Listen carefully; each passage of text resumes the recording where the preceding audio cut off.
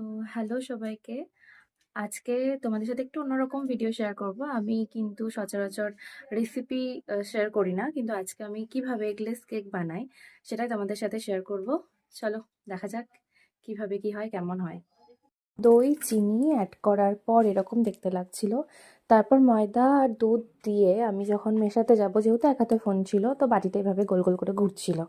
তো যাই হোক, ব্যাটারটা এখন এরকম হয়েছে। এতে দিয়ে দেবো টুটি ফ্রুটি আর মোরব্বা। তো আমি অ্যাড করে দিচ্ছিলাম টুটি ফ্রুটি।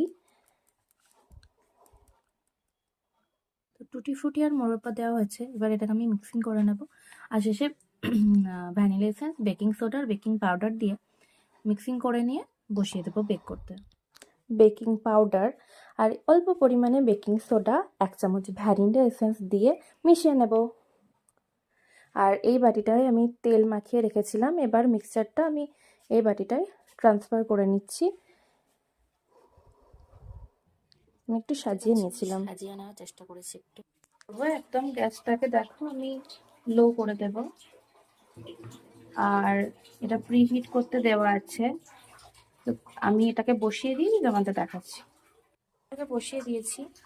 এটা হওয়ার পর তোমাদের দেখাবো। এখন আমি এটা ঢাকনাটা দিয়ে দেবো। এটা হচ্ছিল না, তাই আমি কড়াইয়ের উপর আরেকটা কড়াই দিয়ে এটাকে হতে দিয়েছি। তো আমি ফিরে আসবো হয়ে যাওয়ার পর। চলো বাই। তো কেকটা হয়ে গেছে কিনা দেখার জন্য একটা চামচ দিয়ে দেখে নিচ্ছিলাম। তো আমার চামচের গায়ে লেগে যাচ্ছিল না, মানে কেকটা রেডি। আমি এভাবে ঢাকা দিয়ে রেখে দিয়েছিলাম। তারপরে এই যে তুলে এনেছি। কেমন দেখতে হয়েছে বলো তো তোমরা সবাই।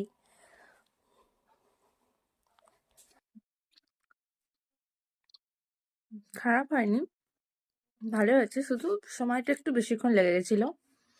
যাই হোক, তোমাদের আমার ভিডিও কেমন লাগলো বলো। বাই।